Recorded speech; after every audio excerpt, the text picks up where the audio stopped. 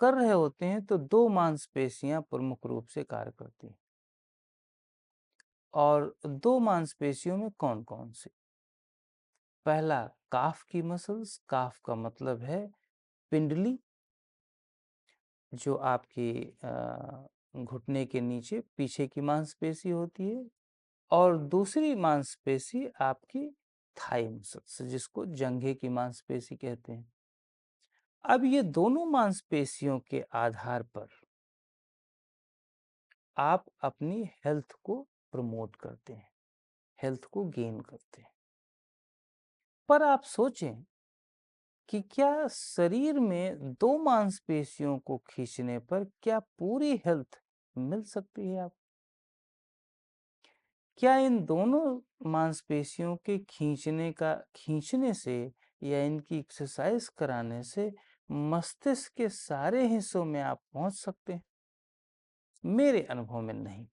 लेकिन इसका अर्थ ये कदापि नहीं कि वॉक नहीं करना चाहिए। ये मैं आपको रहस्य बतला रहा हूँ, इसके मूलतः इसकी रीच कहाँ तक होती है।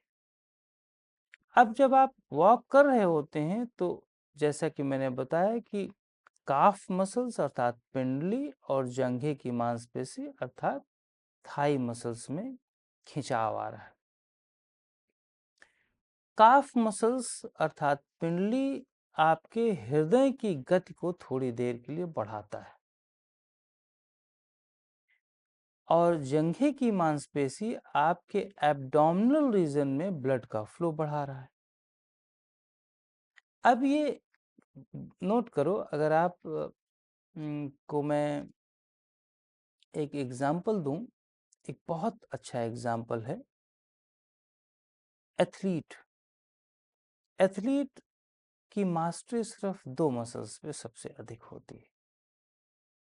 पहला थाई मसल्स और दूसरा काफ मसल्स, पिंडली की मांसपेशी, क्योंकि वो दौड़ता है। और यदि उसके हार्ट रेट को देखो तो हार्ट रेट उसका सबसे कम, मीन्स कि one of the best heart माना जाता है। तो कहने का मतलब है कि काफ की मसल्स और को जितना आप एक्सरसाइज कराते हैं उतना आपके हार्ट का कंट्रोल बढ़ जाता है। तो वॉक में क्या हो रहा है, काफ की मसल्स पिंडली की मांसपेशियों को खिंचाव दे रहे हैं।